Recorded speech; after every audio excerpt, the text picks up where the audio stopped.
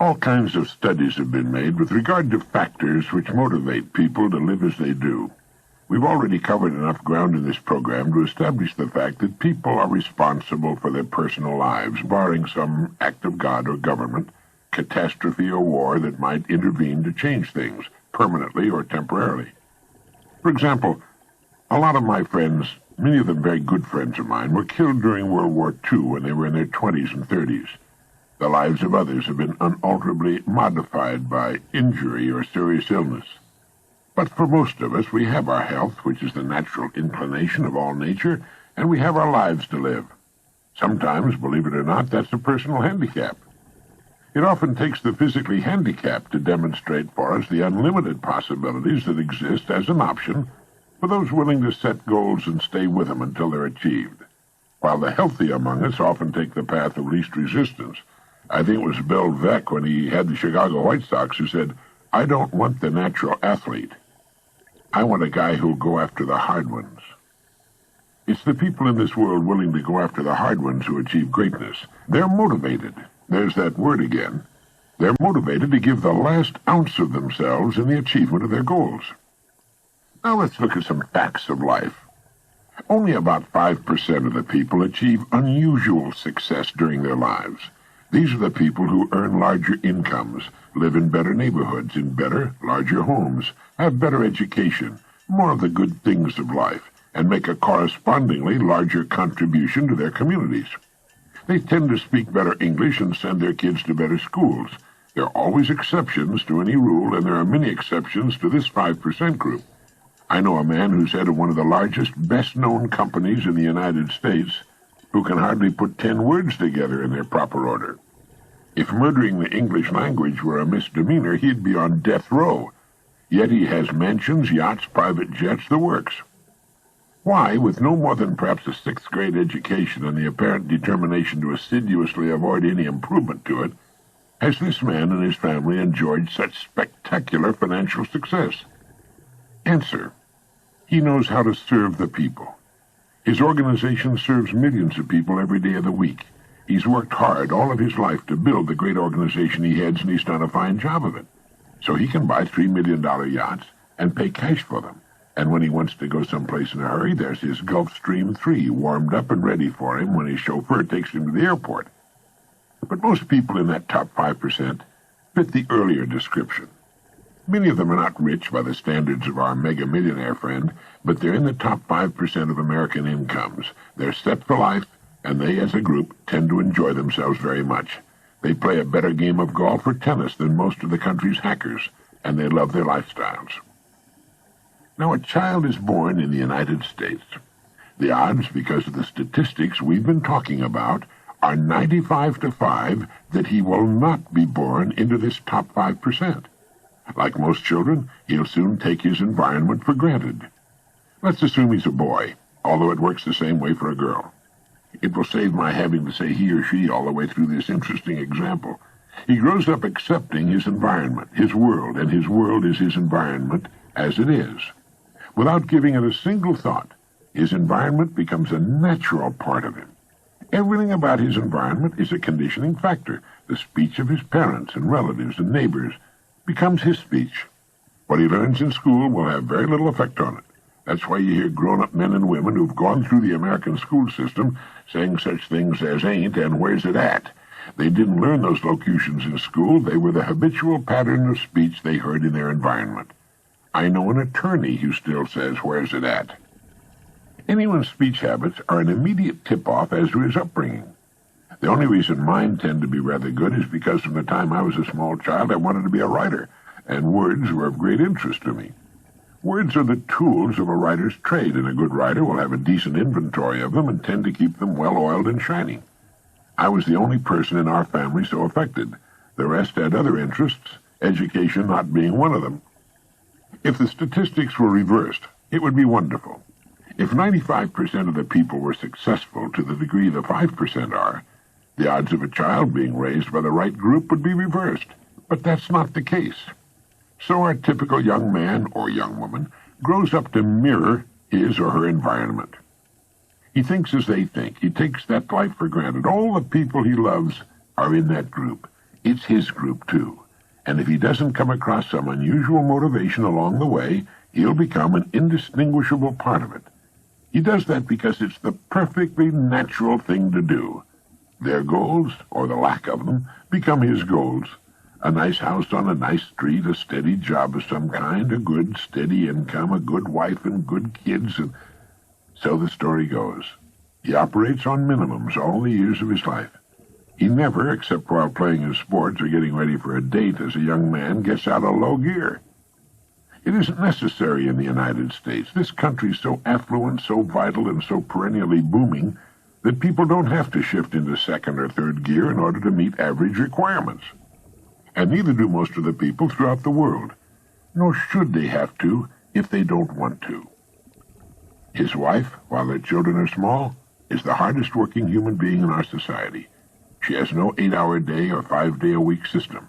She works 16 hours a day, 7 days a week, and according to a recent survey, if she had to do it all over again, she'd think twice about it. More than 50% of her number also hold down a regular paying job. She didn't know about the 5% either. No one ever said to this young man or this young woman, "Now look here, there are two very distinct groups of people in our society. They're in different layers of this socio-economic pyramid." And here, the parent or teacher would have sketched a pyramid. Now there's the top 5% who live and work in this top section here, and the person would have drawn a line under what represents the top 5% of the pyramid. Now here's what we call the great middle class in America. It's divided into two main groups. The upper middle class, another line would be drawn on the pyramid, and the lower middle class. The United States has the largest middle class of any country in the world. And then down here at the bottom, these few lower layers, these are the people who, because of 1,000 perfectly good reasons, need to be helped by all the rest of us. They have difficulty coping. Many of them are too old or sick to help themselves. We have some 25 million functional illiterates, and so on. So these young people would see very clearly their options. It would be made clear to them that they have the freedom, thank God and our forefathers, to choose. They have the option, if they so choose, to live and work on virtually any layer of that pyramid. And it should be pointed out to them that the higher up on that pyramid you climb, the better the view, the fresher the air, the smaller the crowd. Now that's important to know, but it takes more effort to climb higher on a pyramid. It's much easier to settle for these lower layers. You don't have to learn so much, and so on. Now, the parent or teacher might continue, we live right here at this level on the pyramid. And then the parent or teacher might say, it's not in the higher levels, but it's certainly not in the lower levels either. It's where I wanted to be. Your mother and I have been quite happy here. Well, I hope you get the picture. Wouldn't it be wonderful if we would be shown that when we're about 12 or 13? Wouldn't it be great to know we had that option and to see that pyramid? Well, this program is for the people who want to be in the top 5%, and it has a great deal of what we need to know to get into and stay in the top 5%. And while getting into the top 5% may be one's goal, it's good to remember that like any destination on planet Earth, there are a million ways to get there. Any road will do, any calling will do, if we go about it the right way. You can get rich hauling garbage, and many have already done so. It's a vital service to the community, but you have to go about it in a certain way. This young man, and now that we've brought his wife into the picture, this fine young woman, because of their past environment, their conditioning, come under the statistics of average Americans, because they live their lives in an average way. But of course they're not really average people. With the right motivation, they could become very uncommon people and do very uncommon things. They could render much greater service to their community and reap a much more abundant harvest as a result, if they knew what we're talking about in this program. Now, what are the odds that they will ever come across Dr. Brand Blanchard's advice about happiness? Do they know what happiness is and where it comes from? Has either of them ever truly explored his and her potential strong point? What is it that your original genetic pattern makes you especially qualified to do, young man and young woman? What do you most want to do? What brings you the greatest joy? Do you know your rewards all the years of your life will be determined by the extent of your contribution, your service to others? Do you know why some people are paid $20,000 a week, while others are paid the minimum wage? Bill Cosby earned $12 million in 1986. Do you know why? It's because of the people he serves. There's an investment banker in Los Angeles who earns about $40 million a year. Do you know that as far as is known, there's no limit on earnings? What would you like to earn? How about $1,000 a week? That's $52,000 a year, or twice that. That's not all there is to living by any means, far from it, but it does pay the bills, and if you earn an income in the upper 5% of the population, there you are, in that top 5% of the pyramid that the sun hits first as the earth does its daily rollover act, and the sun is still shining on it later in the day when the rest of the plain is dark. It's nice up there. And shooting for it will bring out the best that's in you. You'll do more for others. You'll make a greater contribution. You'll give more to charities. You'll help more people. So how about it? There's a talk I'd like to give to young people. Some would say I'd stir discontent among them, but I would reply that discontent is the greatest motivator of them all, and is responsible for every great boon to humankind, from running water in the inside toilet to the supermarket. A little discontent is a good thing, especially when it's discontent with ourselves. The effect of environment is an incalculably powerful force. The deepest craving of young people is to be liked by their fellow students.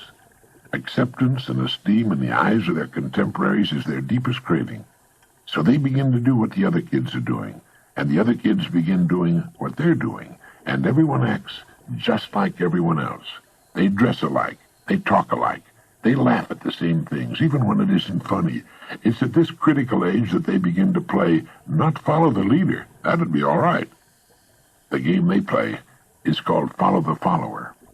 Day after day, week after week, month after month, year after year, these young, wonderful, impressionable people conform to one another. They never ask, are the people to whom I'm conforming qualified to lead me?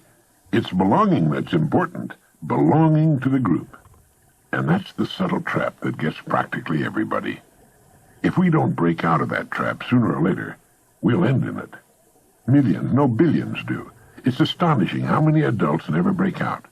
We see them in their 50s and 60s still playing to the wrong crowd, still trying to be one of the boys. Do you remember what Willy Loman said in Arthur Miller's great play, Death of a Salesman? He said, the important thing is to be liked. Willy Loman never grew up.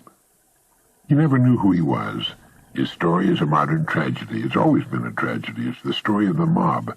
That's why so many young, healthy women are smoking today. It's their way of going counter to what they know is the intelligent thing to do. It's their small and very pitiful rebellion. When a person has no identity of his or her own, that person will seek to find that identity in a larger group. That's why joining groups of various kinds is so popular. In that way, we get a badge, a label that tells us what we are. Now we're properly labeled. This is not to say that successful men and women do not belong to organizations. They certainly do, and they make major contributions to their organizations. But they don't need the organization for identity. They're quite aware of who and what they are. And if their organizations did not exist, they would be successful, independent performers in society. They would never feel lost.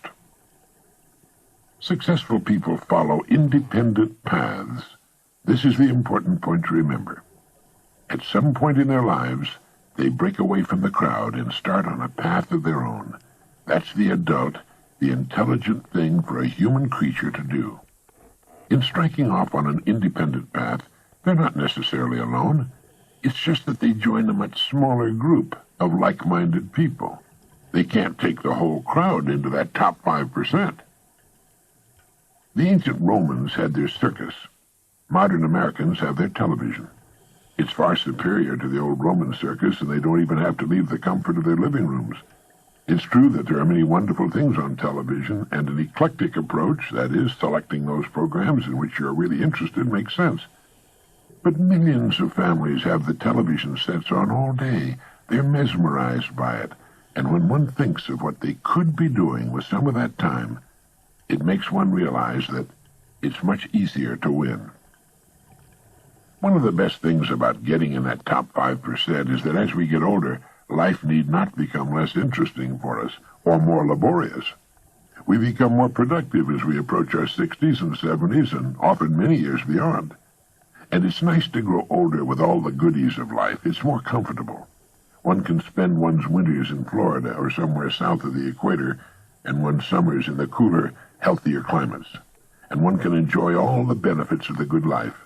But perhaps most importantly of all, one can say, I gave it my best, and I'm not through yet.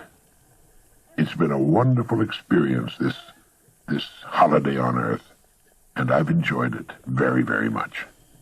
Now let's see what we can do with the rest of it. Yes, I think it's actually easier to win.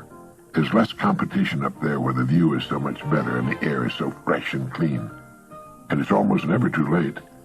For with a purpose, a worthy goal, and the motivation to reach those upper layers on the pyramid, a person can travel farther in a few years than he might otherwise travel in a lifetime.